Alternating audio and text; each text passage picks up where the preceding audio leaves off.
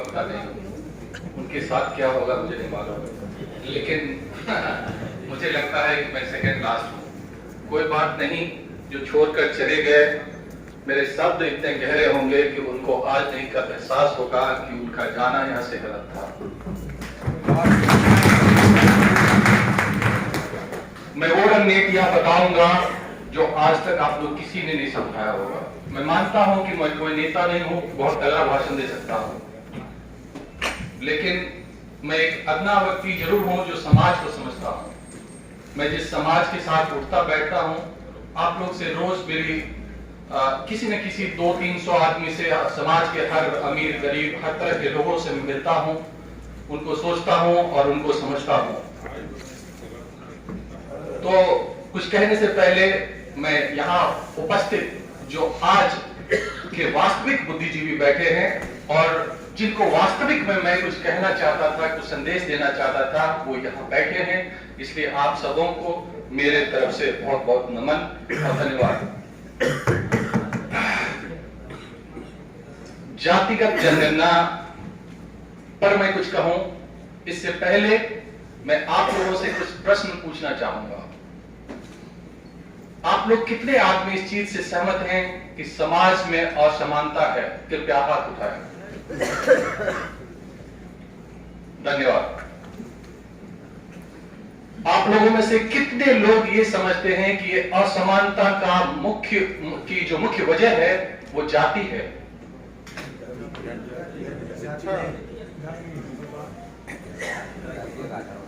इस असमानता की वजह जाति है, ये बहुत महत्वपूर्ण है चीजें समझना। इस सभा में कितने ऐसे लोग हैं जो ये चाहते हैं कि इस देश से जाति खत्म कर देनी चाहिए? सभी आदमी चाहते हैं। और इससे पहले आप लोगों ने पहले ही हाथ उठा रखा है कि आप सभी जाति जनगणना चाहते हैं। इसलिए वो प्रश्न मैं नहीं पूछ रहा हूं, क्योंकि उसका उत्तर मैंने पहले ही दूसरे वक्ताओं के प्रश्न के दौरान इस चीज को समझ गया। तो मेरा कहना यह है कि जातिगत जनगणना जो है इस देश से जाति खत्म करने के लिए सबसे ज्यादा जरूरी है।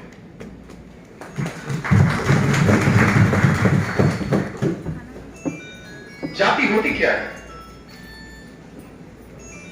जाति वो होती है जो जन्म से ही आपको ऊंच और नीच बनाता है।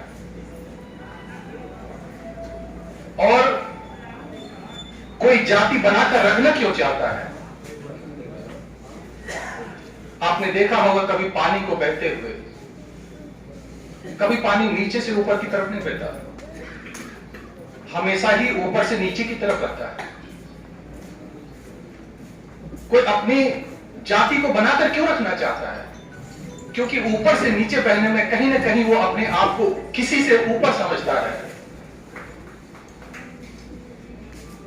इसीलिए इस देश में लोग जातियों को छोड़ना नहीं चाहते।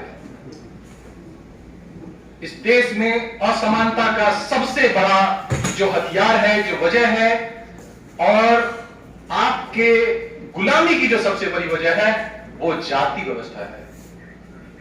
जब तक आप इस तथ्य को नहीं समझेंगे, तब तक असली लड़ाई नहीं लड़ पाएंगे।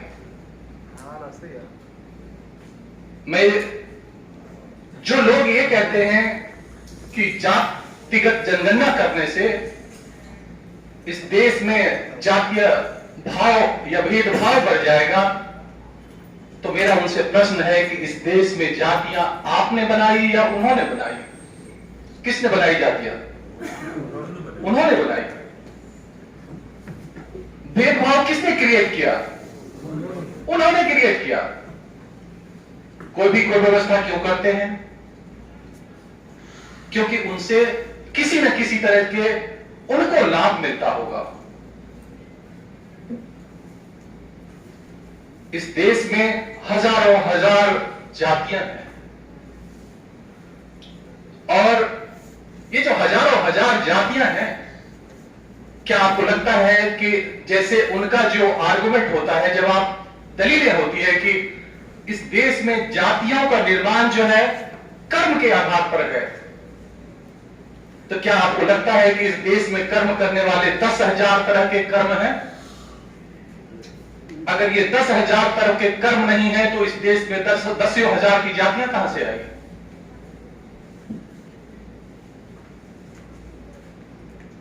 एक दूसरा भी नैरेटिव वो शुरू करते हैं, एक विचारधारा आपके सामने रखते हैं कि जातियों का जो शुरुआत हुई है वो कर्म आधारित हिसाब से ही आगे बढ़ गई है। तो क्या आज जातियां कर्म के हिसाब से होती है? क्या आप लोग अपने अपने, क्या मैं पढ़ने लिखने के बाद भी एक दलित पिछड़ा आदिवासी हूं तो इसकी वजह क्या है? मेरा जन्म या मेरा कर्म? मेरा जन्म। यह बेईमानी किसने शुरू की कि जातियां जन्म से होनी चाहिए? आपने शुरू की। क्यों शुरू की? क्योंकि इससे जन्म से ही आप श्रेष्ठ और मैं जन्म से ही निम्न हो जाता हूं। जातियों को खत्म कैसे किया जा सकता है? कोई भी कब बराबर हो जाएगा? जब बराबर हो जाएगा तभी पानी बहना बंद हो जाएगा। कोई भी देखें कि अगर आपको ऊंच नीच पर पानी, अगर बराबरी की कोई जमीन हो तो उसके ऊपर कभी भी पानी का बहाव नहीं दिखेगा। कभी आपने तालाब में कोई बहाव देखा है? नहीं देखा है। क्यों नहीं देखा है? क्योंकि उसके पानी एक समान होता है। आप जिस दिन जातियों को एक समान कर देंगे उसी दिन से इस देश में असमानता खत्म हो जाएगी। असमानता खत्म हो जाएगी। असमानता खत्म हो जाएगी मतलब पानी का बहाव रुक जाएगा। पानी का बहाव रुक जाएगा मतलब जातियां खत्म हो जाएगी। इसलिए जातियों को खत्म करने के लिए सभी जातियों को समान अधिकार देने की जरूरत है। जब समान अधिकार होंगे तभी समानता आएगी, बराबरी आएगी। और जब बराबरी आएगी तो आपको उन जातियों को कैरी करने की कोई जरूरत नहीं होगी, क्योंकि वो आपको कोई एडवांटेज नहीं दे रहा है। वो जो आपका जन्मजात वर्चस्व था उसको खत्म कर दे रहा है। और ये कैसे शुरू होगी? ये जातियों को गिनने से शुरू होगी, क्योंकि नीतियां उसी आधार पर बनाई जाएगी कि कितने भाई थे। आप लोग हर आदमी किसी न किसी समाज से आए होंगे। आप लोग हर आदमी के पहले पिताजी होंगे, उनके बाद भाई होंगे, फिर उनके भाई के बेटे होंगे, उनके बेटे, ऐसे है समाज चलता है। उस समाज में अपने पैतृक संपत्ति का बंटवारा करते हुए आपने सुना होगा, देखा होगा और खुद किया भी होगा। वो जो बंटवारा होता है भाइयों के बीच में, एक जज बनकर जब आप लोग खुद उस महफिल में जाते हैं और उस संगोष्ठी में जाते हैं और न्यायिक परिषद में जाते हैं, आप क्या सवाल पूछते हैं? कितने भाई हो भाई? दूसरा सवाल क्या पूछते हैं? कितनी आपके पास संपत्ति है? बस दो सवाल, कितने भाई और कितनी संपत्ति। जब तक इस देश में यह सवाल नहीं पूछा जाएगा और इसका जवाब नहीं मिलेगा कि इस देश में आप कितने भाई हैं, इस देश की संपदाओं का बंटवारा, उनके अधिकारों का बंटवारा किस आधार पर होगा? और जो जज जिन्होंने आपके घर में अपने भाइयों के बंटवारे के लिए आपके पास अपनी मौजूदगी दर्ज की है, अगर वो ये सवाल नहीं पूछते हैं तो इसका मतलब उनका इरादा नेक नहीं है, वो बेईमान है और मिला हुआ है। अब मैं दूसरा एक क्वेश्चन आप लोग से पूछना चाहता हूं। आप लोग के बीच में एक आर्थिक आधार का भी बहुत बड़ा बहस चलता है और उन सवालों का जवाब देते हुए आप लोग उनको काउंटर नहीं कर पाते। तो मेरा आप लोगों से सवाल है कि आप चार भाइयों में एक आदमी नेताजी थे, बहुत सारे यहाँ नेता जी हैं भी और चले भी गए, मान लिया। दूसरा जो आदमी था एक किसान है आपका। तीसरा जो व्यक्ति है, तीसरा जो आपका भाई है, वो एक बिजनेसमैन है, और इसी तरह से हमारे जैसे कोई पढ़े लिखे डॉक्टर इंजीनियर भी है आपके पास। 4 भाइयों में अगर बंटवारा करना हो और आप जज के रूप में उस घर पे गए हो, किसान कहे कि हमको इसलिए ज्यादा मिलना चाहिए क्योंकि मैं तो आप लोगों को पढ़ा लिखा के आगे बढ़ा दिया और मुझे तो कुछ नहीं मिला, मैं तो पूरे जीवन पिताजी की घर की और सब जमीन की देखरेख करते हैं। नेताजी कहे कि भाई मैं तो नेता हूं, मेरे पास ज्यादा पावर है, इस आधार से इस संपत्ति में सबसे ज्यादा अधिकार मुझे मिलना चाहिए। इसी तरह से कोई धन के आधार पर कहे, कोई पढ़ा लिखा व्यक्ति कहे मैं तो ज्यादा ज्ञानी हूं इसलिए मुझे पिताजी की संपत्ति में ज्यादा अधिकार मिलने चाहिए। क्या ऐसा बंटवारा आज तक आपने सुना है? नहीं सुना। तो इस देश की संपदाओं का बंटवारा उस आधार पर कैसे होगा? जब घर का बंटवारा, एक देश क्या है? एक बड़ा घर है। जैसे आपके घर में 4 भाई हैं, वैसे देश के अंदर 130 करोड़ भाई हैं। अगर आप एक भाई को कम हिस्सा दे दें और दूसरे भाई को ज्यादा हिस्सा दे दें और वहां पर आर्थिक आधार लगा दें, जैसा आपने कहा कि भाई आर्थिक आधार में तो नेताजी के पास ज्यादा संपत्ति होगी, पढ़े लिखा मैं हूं, मेरे पास होगा ज्यादा संपत्ति, जो बिजनेस कर रहा है उसके पास ज्यादा संपत्ति होगा, तो मतलब जिसके पास ज्यादा संपत्ति होगी उसको पैसा दे या कम दे, इस तरह से भाई में बंटवारा होता है क्या? कभी नहीं होता।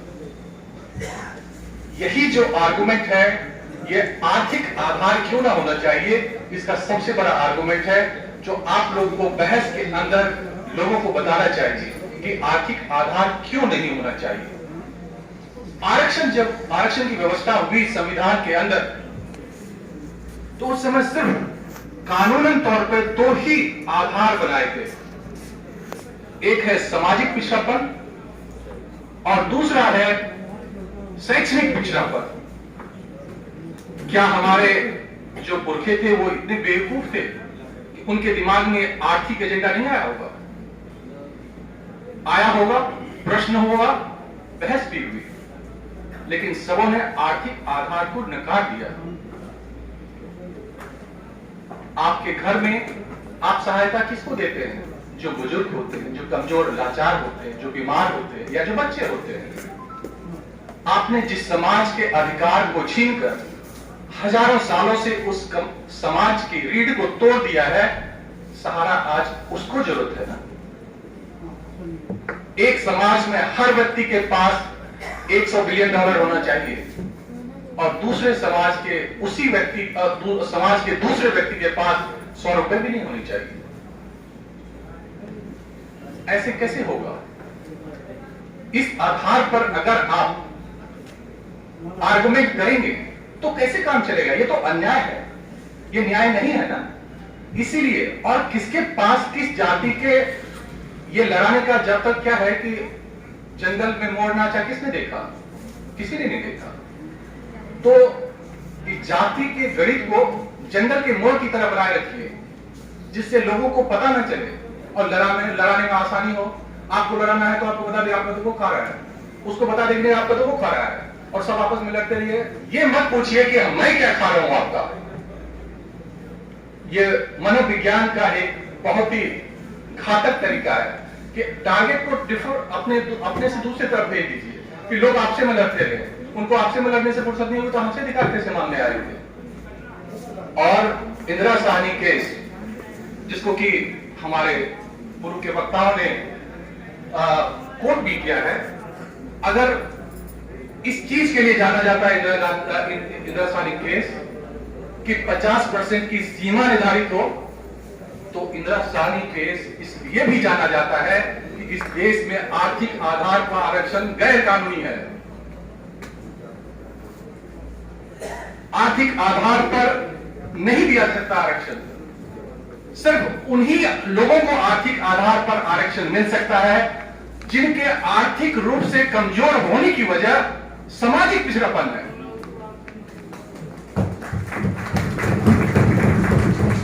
जिसके सामाजिक पिछड़ेपन की वजह आर्थिक असमानता है, सिर्फ वैसे ही व्यक्ति को आर्थिक रूप से आरक्षण दिया जाता है या दिया जा सकता है। तो मैं आप लोगों से पूछना चाहता हूं, क्या इस देश के ब्राह्मण सबसे अपने सामाजिक तौर पर सबसे पिछड़े हैं? तो ईडब्ल्यूएस आरक्षण का कहां से सवाल आया? किस आधार पर ईडब्ल्यूएस आरक्षण? क्या ब्राह्मण इस देश में शैक्षणिक रूप से सबसे पिछड़ा है? नहीं है। क्या ब्राह्मण इस देश में आर्थिक रूप से सबसे पिछड़े हैं? नहीं है। क्या ब्राह्मण इस देश में राजनीतिक रूप से सबसे पिछड़े हैं? क्या ब्राह्मण इस देश में धार्मिक रूप से सबसे पिछड़े हैं?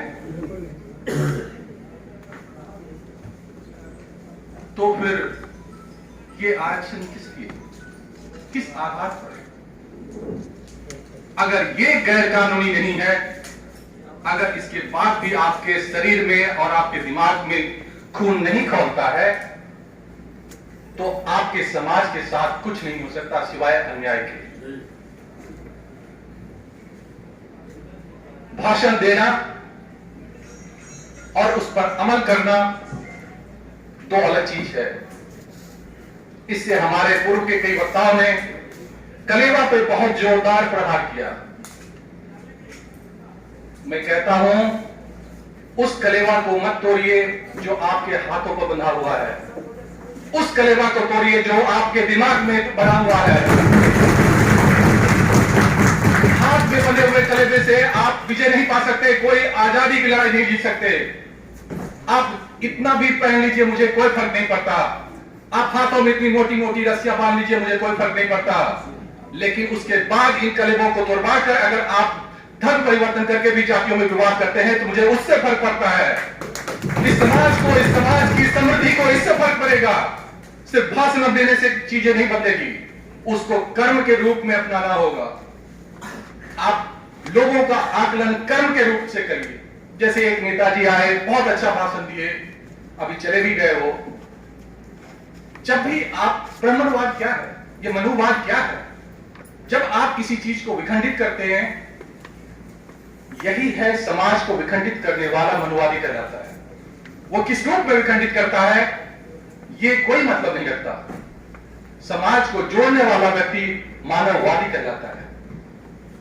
जब आप कोई जातीय पार्टी बनाएंगे, जातीय आधार पर आप दूसरी संस्थाएं चलाएंगे और उसके बाद आप कहेंगे कि मैं तो मानववादी बन गया हूं, ये कतई संभव नहीं है। ये वैचारिकता का फर्क है। आप जो वोट देने जाते हैं, यह बहुत अच्छी अच्छी बातें हुई, लेकिन वोट देने वाले वही लोग जब चुनाव आते हैं तो 500 रुपये लेके या किसी और अपने एक नेता को देके कि फलाने हमारे पार्टी उठाने चले गए, वहां जाके वोट डालाते हैं।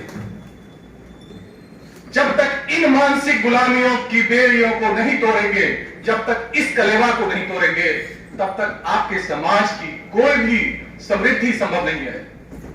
इस कलेवर को तोड़िए, इस रूप में अपने नेताओं का चयन करिए कि वो भाषण क्या देते हैं और काम क्या करते हैं। भाषण पर मत जाइए, आपको गाली भी देकर जाइए, चले जाएं तो आप उन पर फूल माला कराइए। अगर वो आपके बच्चों के लिए शिक्षा की बात करता है, शिक्षा के मौलिक अधिकार की लड़ाई लड़ता है, वो अगर आपके स्वास्थ्य के मौलिक अधिकार की लड़ाई लड़ता है, तो आप पे 50 गालियां भी देकर जाए तो आप उसके चरण चूमिए, क्योंकि आपके आजादी की लड़ाई, आपकी गुलामी की बेड़ियां अगर टूटेगी तो सिर्फ स्वास्थ्य और शिक्षा के, समान स्वास्थ्य और शिक्षा के मौलिक अधिकार की बेड़ियां से ही तोड़ने से टूटेगी। जिस दिन आपको यह मिलेगा उस दिन आपका समाज समृद्ध होगा। आज मैं इसलिए यह समझ पा रहा हूं क्योंकि मैं पढ़ा लिखा हूं। अगर मैं पढ़ा लिखा नहीं होता तो मैं ये आपको समझा नहीं पाता। पूरी दुनिया में शिक्षा से बड़ी कोई हथियार, कोई बड़ा हथियार नहीं है। चाहे न्यूक्लियर बम बनाया हो, चाहे आपने कंप्यूटर बनाया हो, या यही माइक बनाया हो आपने, या बैठी हुई कुर्सियां बनाई हो, हर चीज में शिक्षा की अहम भूमिका है। और हर सवाल का जवाब शिक्षा से ही शुरू होती है। और शिक्षा के लिए एक स्वस्थ शरीर का होना जरूरी है। अगर आप इस देश के विकास या किसी भी समाज के विकास की बात करेंगे तो वो दो पैरों पर यूजुअली खड़ा होता है।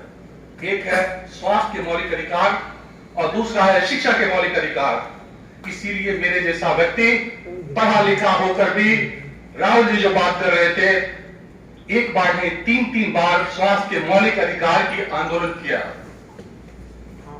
इसलिए शिक्षा की समानता की बात करते हैं और इसी दोनों पर आधारित होता है आपका व्यवसाय और नौकरियां दोनों ही। अगर आप शिक्षित होंगे, अगर आप स्वस्थ होंगे, तभी जाकर आप आर्थिक, सामाजिक, राजनीतिक, धार्मिक हर रूप से अलग होंगे, तभी आप मजबूत होंगे। और इन सब नीतियां, असली चीजें क्या है?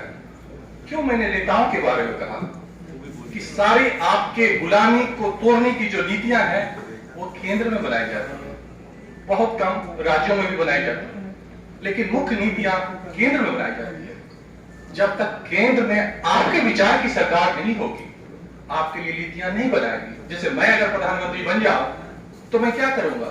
सबसे पहले मैं एमएलए, एमपी इसके आरक्षण निर्धारित कर दूंगा, सबकी जातिगत जनगणना करके उनके अपने अपने अधिकार दिलवा दूंगा। मैं जजों की गिनती करके सुप्रीम कोर्ट और हाई कोर्ट में सबसे पहले मेरिट के आधार पर अपॉइंटमेंट शुरू करूंगा। जिस मेरिट की वो गणना करते हैं, मैं उस मेरिट को आगे बढ़ाऊंगा और उस मेरिट के प्रोपोर्शनेट में क्या प्रोपोर्शन क्या है। जैसे आप लोअर जुडिशियरी में तो एंट्रेंस टेस्ट कराते हैं और उसके बाद हाई कोर्ट और सुप्रीम कोर्ट में आप कोलिजन सिस्टम ले आते हैं, क्योंकि ये जानते हैं कि आप नीचे कितना भी न्याय ले लीजिए, ऊपर पे तो हम ही बैठे हैं, आपको जो करना कर लीजिए। इस देश में सबसे बड़ी बेईमानी है न्याय की बेईमानी। आपके साथ अन्याय क्यों हो रहा है? क्योंकि आपके समाज को वो अधिकार नहीं मिल रहे हैं जो आपको मिलना चाहिए। और वो कैसे मिलेगा? तो न्यायिक चरित्र होता है न्याय करने वाला व्यक्ति का। जब व्यक्ति किसी जाति, धर्म, पार्टी इससे उठकर एक समाज के बीच में जाएगा, वो अपना न्यायिक चरित्र साथ में लेकर आता है। जैसे अभी हाल में एक सुप्रीम कोर्ट के भूतपूर्व न्यायाधीश महोदय ने कहा ओबीसी का आरक्षण जो है फ्रॉड है। तो मैंने उनसे कुछ सवाल किए। मैंने पूछा, आप ये बताएं, आप जो जन्म से ब्राह्मण हैं, क्या आरक्षण नहीं है ये? आपने पैदा लेते ही कौन सी पढ़ाई की थी? क्या आप पैदा लेते ही जज बन गए थे? क्या ये आरक्षण नहीं है? इससे बड़ा कौन सा आरक्षण है? आप समझ लीजिए कि जन्म से श्रेष्ठ होना इस दुनिया में सबसे बड़ा आरक्षण है। और दूसरी जो चीजें हैं जो सबसे महत्वपूर्ण है, वो है पैसों के बल पर आरक्षण। पैसों के बल पर आरक्षण क्या होता है? आप लोग दलित, ओबीसी, आदिवासी, पिछड़े समाज के लोग हैं। आपके बच्चे को 16 लाख 18 लाख में अगर आईटी और एमबीए कराना होगा तो क्या पैसे दे पाएंगे? अगर आपको टेक्निकल डिग्री जो है 1-1 करोड़ और 2-2 करोड़ में जो डॉक्टरी, मेडिकल और इस सब की डिग्री मिलती है तो आप करा पाएंगे? एक आदमी एक जगह मेरिट की बात करता है, लेकिन इस देश में 80% जो डिग्रियां हैं, टेक्निकल डिग्रियां, डॉक्टर, इंजीनियर और ऐसे जो टेक्निकल एमबीए बनते हैं, वो पैसों के बल पर बनते हैं। वहां कहां मेरिट है भाई? जहां न्याय देने वाला वहां कहां मेरिट है भाई? आपने अपनी सरकार बनाई, सबका साथ सबका विकास, और कर क्या दिया आपने? पूरे देश को भी दिया आपने। ये तब तक होता रहेगा जब तक आप इस तरह के किसी न किसी छद्म राष्ट्रवाद या छद्म धर्म का आवंदन, इसलिए वो कुछ भी कर पाए, इस सब में आपका आनुपातिक प्रतिनिधित्व तभी होगा जब आपकी जनगणना होगी, चाहे वो मंदिर में हो। यानी शक्ति के हर स्रोतों में आपका जब तक बंटवारा अनुपातिक आधार पर नहीं होगा, इस देश से ब्राह्मणवाद, कतई और मनुवाद और असमानतावाद जिसको कहते हैं, मिटेगा नहीं। बातें बहुत कुछ है, मैं 2 दिन तक लगातार बोल सकता हूं और मुझे लगता है कि बलिग्राम सर कह रहे होंगे, पता नहीं आपको। बोलिए सर। सरकार ने हटाने के निदान पे तब बात करें कुछ आप लोग। बता रहा यही मैं बता रहा था। कोई भी आपने बहुत अच्छा सवाल कहा कि सरकार हटेगी कैसे। देखिए, मैंने कहा कि वोट देते समय आप क्या देखिए, आप देखिए कि वो क्या कह रहा है और ये देखिए कि वो कर क्या रहा है, और आप तीसरा देखिए कि आपके पास विकल्प क्या है। जैसे अभी चुनाव आने वाले हैं, जितनी भी पार्टियां हैं उसमें छोटी छोटी कुछ पार्टियां हैं जो अपने आप को विभाजित कर रही हैं। जब भी वोटों का विभाजन होगा तो उससे वोट कटेंगे तो वोट किसके कटेंगे? आपके कटेंगे। और जो ये विभाजनकारी हैं वो आप ही के समाज के लोग हैं। और कोई हिंदू मुस्लिम बनाने आपको आएंगे? अगर हिंदू मुस्लिम बनाने आएंगे तो भाई हिंदू बनने के बाद तो वो अधिकार आपको मिलने चाहिए ना जो आपने सरकार में दिए। क्या सरकार बदलने के बाद वो सब अधिकार मिल गए जो नहीं थे, या जिससे हम जातियों में लड़ रहे थे? इस सब के प्रश्न का जवाब जो है, इसलिए जातिगत जनगणना क्यों महत्वपूर्ण है, आपसी लड़ाई और कलह को खत्म कर देगा, आपको एक समानतावादी विचार पैदा करेगा, इस देश के जातियों को आगे समय में खत्म करेगा। वो बताया कि एक तो अधिकार से आपकी बेहतरी होगी और समान शिक्षा। जैसे आप एक और चीज जो कहते हैं आर्थिक आधार, अब बताइए आर्थिक आधार क्या करना? हमारे समाज में जो वर्गीकरण है, ये भी समझिए कि जातियों को जो वर्गीकरण का नया खेल खेल रहा है, इसको भी समझिए कि आप उसमें टूटकर कैसे अपने आप को नुकसान करेंगे। जैसे आज मुझे कुछ जातियों का आरक्षण खत्म करना है जो आरक्षण के प्रो हो रहा है। हो सकता है इसमें ज्यादातर देख रहा हूं मैं कि मौर्य है, कुर्मी है, कुशवाहा है, यादव है, यही जातियां ज्यादातर ओबीसी आरक्षण के पक्ष में बोल रहे हैं। तो इस सबको एक जगह क्लब कर देंगे और उसको एक 2-4% देके खत्म कर देंगे, कहानी खत्म। और बाकियों से वो वोट लेते रहेंगे, आपकी कहानी खत्म। और एक बार इसको खत्म करेंगे, फिर दूसरी बार आपको खत्म करेंगे, और इस तरह से पूरी आरक्षण को खत्म कर देंगे। अभी कर दिया क्या? जब आपके साथ प्रोटेस्ट करने वाले समझदार लोग कम होंगे, आपके अधिकार को आसानी से ले लिए जाएंगे। तो इसलिए आपके पास विकल्प ही नहीं है अगला चुनाव में। सिर्फ ये चुनाव अगला दुर्बिया होने वाले हैं, क्योंकि एक ने पहले ही घोषित कर दिया मैं तो बीजेपी के साथ हूं, और अलग अलग महासभाएं अभी कर रहे हैं जिनके लिए कि बाबा साहब ने अपनी पूरी जिंदगी वैचारिक ही खड़ा की। आज आप उन्हीं वैचारिकों को चुनाव कर रहे हैं। करें कि नहीं तो हमारा तो दुश्मन पिछड़ी जाते हैं भाई। ये देश में जो 30-40 सालों में जो राजनीति खड़ी हुई है, जो दलित अधिकार के लिए लड़ा है, वो दलितों से ज्यादा पिछड़ी जातियों ने लड़ा है। चाहे वो किसी भी मुद्दे को, चाहे वो उनके SC/ST एक्ट हटाने की बात हो, चाहे वो आरक्षण खत्म करने की बात हो, चाहे हर मुद्दे पर। समाज बदल गया है, ये पुरानी समाज नहीं है। और जहां जो मजबूत होता है वो बहुत छोटे छोटे झगड़े हैं, वो घर के झगड़े घर में निपटाए जा सकते हैं। लेकिन ब्रॉडर पर्सपेक्टिव में अगर आप ये समझते हैं कि अगर बाबा साहब से ज्यादा बड़े विचारक हो गए जिन्होंने जीवन भर अपने मनोवाद के खिलाफ लड़ा और उन किताबों को जलाया, उनसे ज्यादा समझदार हैं, तो अच्छी बात है। वरना आपके पास हर समय विकल्प अलग अलग परिस्थितियों में चुनना होता है। जैसे हमें कहता है क्वेश्चन, हम लोग मेडिकल में जाते थे कि which of the following is correct, उसमें सभी सवाल सही होते थे जवाब, लेकिन सबसे उपयुक्त चुनना होता था। आपके सामने जो सबसे उपयुक्त विकल्प हो, जिसे आप समझते हो कि वो अगली सरकार बनाने में सक्षम हो, और जो आदमी ये समझते हो कि ये छोटी दल है, वो उसके वोट को काटता हो, उसको वोट नहीं देना चाहिए। उनको वोट देना चाहिए। पहला है उद्देश्य अपना हटाइए, दूसरा उद्देश्य है सरकार में अपनी भागीदारी सुनिश्चित करिए और अपने घर में लड़ते रहिए, बिल्कुल नहीं छोड़िए। अगर कोई एक जाति विशेष का नेता बनकर अगर आपकी जाति का हक खा रहा है, उससे अपना अधिकार जरूर मांगिए, लेकिन वोट देने समय जैसे वो करते हैं, कोई भी समझदार व्यक्ति अपना लड़ के अपना वोट ले लीजिए। तो हाँ, 2 चेयरमैन आप भी बनिए, 2 अध्यक्ष वो भी बनिए, आप भी इस तरह से बंटवारा करिए, लेकिन वोटों का बंटवारा कभी मत करिए। धन्यवाद, थैंक यू सो मच।